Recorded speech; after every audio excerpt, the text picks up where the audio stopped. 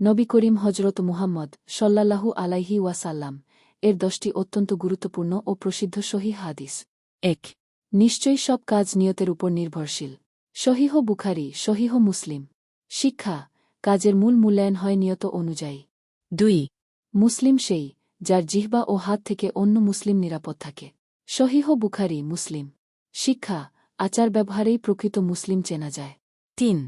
তোমাদের মধ্যে সর্বোত্তম সেই, যার চরিত্র সবচেয়ে উত্তম। সহিহ বুখারী।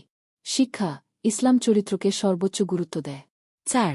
যে ব্যক্তি আল্লাহ ও আখিরাতে বিশ্বাস করে, সে যেন তার প্রতিবেশীকে কষ্ট না দেয়।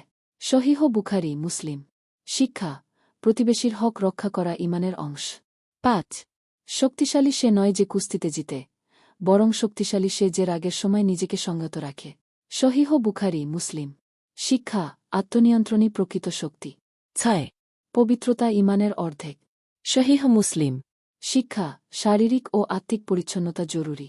7. দুনিয়াতে এমনভাবে বাস করো যেন তুমি একজন মুসাফির। সহিহ বুখারী।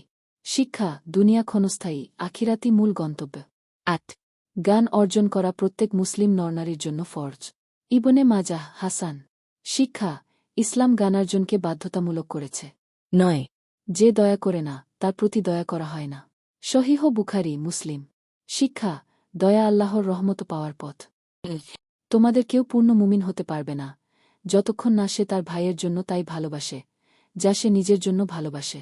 সহিহ বুখারী, মুসলিম। শিক্ষা: অপরের কল্যাণ কামনা করা ঈমানের শর্ত।